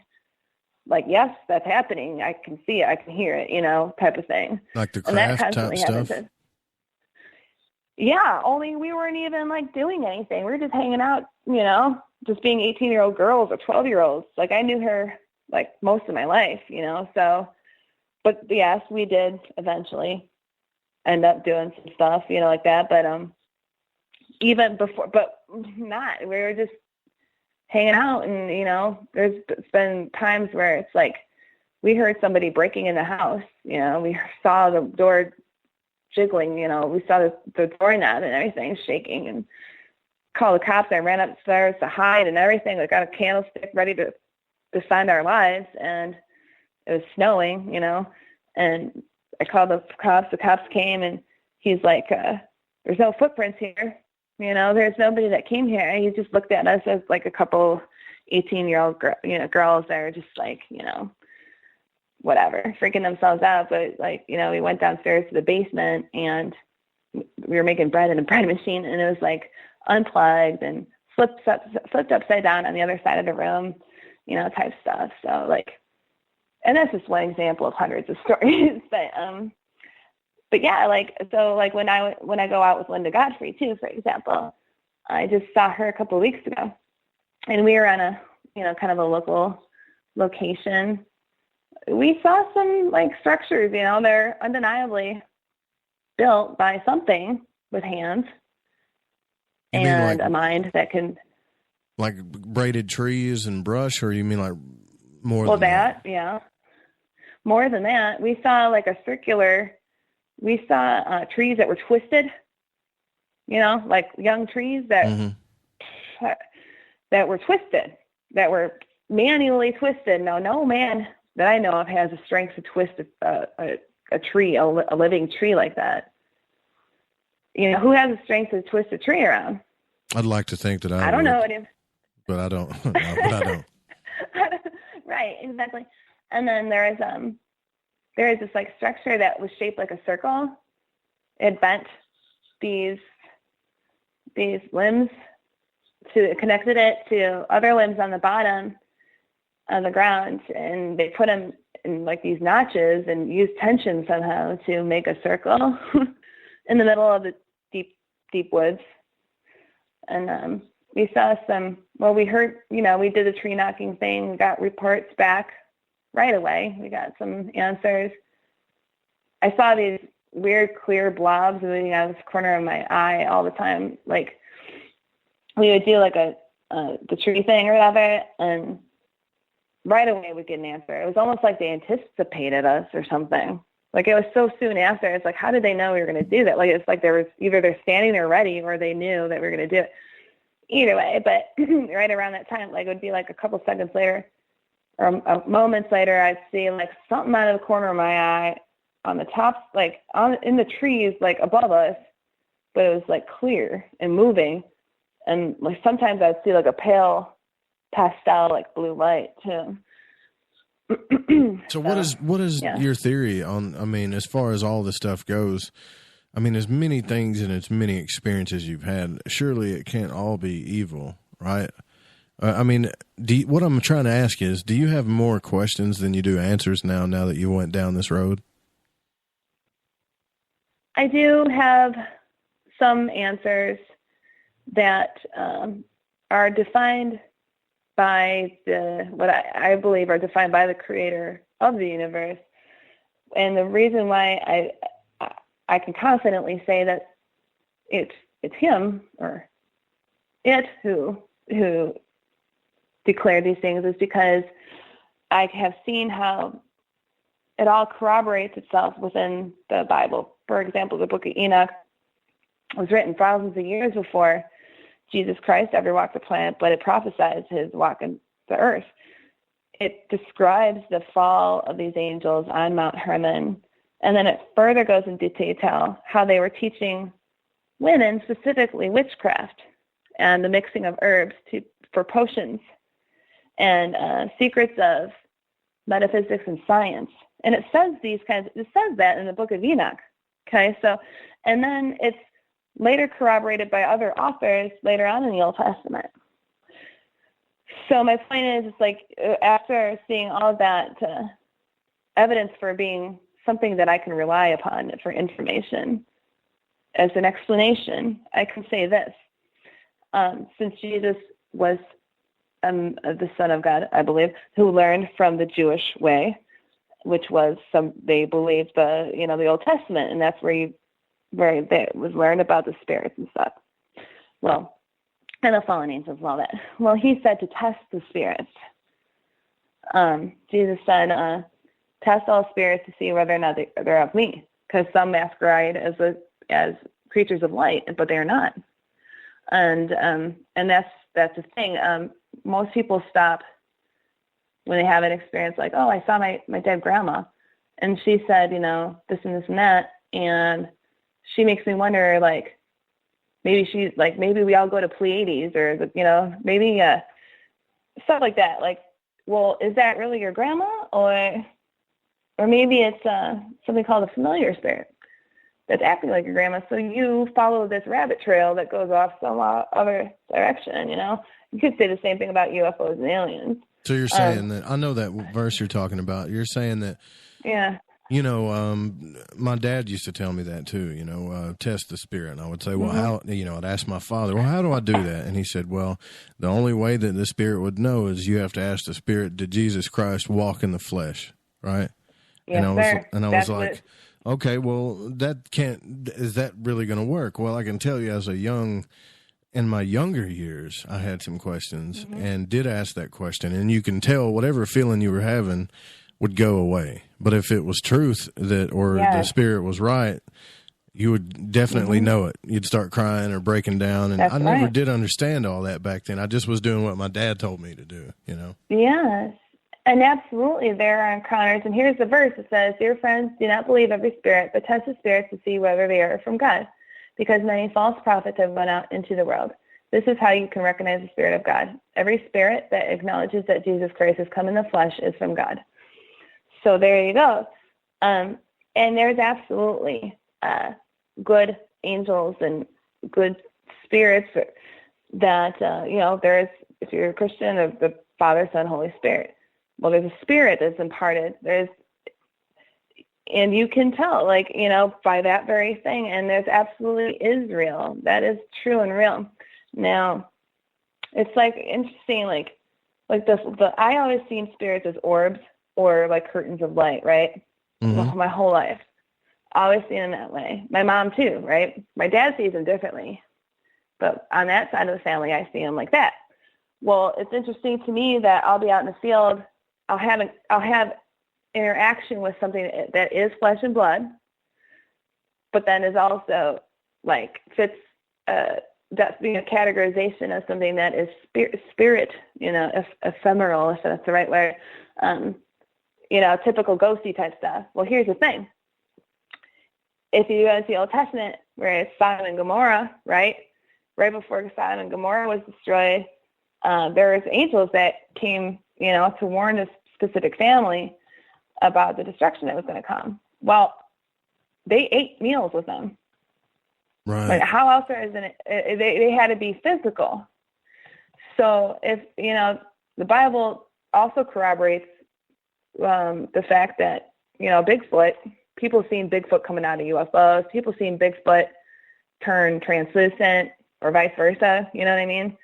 Turn into, there's spiritual components to this cryptid thing too.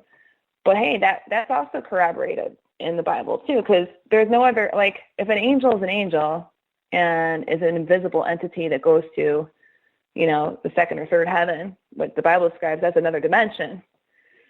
And he can come and have a meal with you and talk to you. And actually, the guys that were in Sodom and Gomorrah, they're so lust driven that they saw these angels. They're like, oh, those are beautiful men, who are those guys? Like they were, they were actually harassing the homeowners that were hosting the angels to bring these men out so they could have, so they could have sex with them or whatever, and the angels actually smote them with confusion, which is interesting.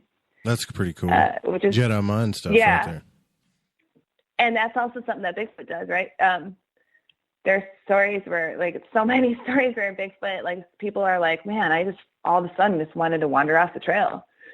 Like, or, that missing 411 thing where people just all of a sudden want to, like, take off their clothes and fold them in a neat pile. Well, that they get confused or whatever. Hey, well, angels can do that, so it's possible for something to be flesh and blood, but then also be able to utilize other dimensions as well. Well, I'll tell you what, I'm not sure, I guess whoever maybe didn't want you on their show because maybe it was your Christian beliefs or something, but I can tell you this, I've thoroughly enjoyed this conversation, and I know that you're a genuine person, and then you're a genuine truth seeker, and that, we were kind of brought up the same, so I can respect that as well too. Well, what's in the future for you and Crypto Four Corners? Well, I guess I kind of mentioned briefly that Chief Janne, who is a wonderful, wonderful human being, and people like David Chapman. I'm getting names all screwed up tonight. I'm sorry, but another person, David Weatherly. There you go. Brenton Fallon. David Weatherly is somebody who started up with Chief Janne and JC the Crypto Four Corners years ago, and it's like I kind of met JC at the closing chapter of his life and his ministry, I'd call it, here on Earth. So it was really like after he passed away and the initial devastation kind of wore off, I kind of had it in my heart, like, I want to do something. Like Brenton called me up when we were both crying on the phone, after finding out about JC and stuff, and he heard it from me, He was like, man, we got to do something, some kind of video. Brenton brought that up, and this was before I even went to the funeral, so he kind of planted that seed, and it just never left and never went away, and I remember bringing it up to Leonard Dan, and he was like, yeah, I believe that JC would want you to kind of lead this project. And that would be to do a historical kind of documentary style film or video, whatever you want to call, that does that. You pose the question. It's so funny. I've never been asked that question before on any radio show. It sounds like you're answering the question. Yeah, it's so funny that you would happen to bring that up. What is the origins? Like, how did this start for him? And that's exactly what I'm going to address in this film that I hope to make, God willing. I'm probably going to end up making one of those GoFundMe or Kickstarter or something like that. Right. But I'm going to go back to New Mexico and Utah. I'm going to go there, and I'm going to walk those places he walked and stuff like that and just pay homage to that. Well, I really appreciate you coming on the show. We've got to get out of here. It's been a great pleasure. Hang out for just a second. You guys, if you want to check out her new blog, I think, it's janerodriguezblog.wordpress.com. Also the Facebook group, Crypto Four Corners. Jane, it's been a real pleasure. I hope we can have you back sometime. It's been my pleasure. It's Crypto Four Corners International. Sorry, the last. Crypto Four Corners International. Gotcha. Yes, sir. It's been my pleasure. Thank you so much for having me. No problem. Hang out just 1 second, guys. We got to get out of here. Don't forget, I'll be on Friday night at The Existence of Strange Things and also Spaced Out Saturday. We'll see you this weekend. Stay tuned for Spaced Out Radio.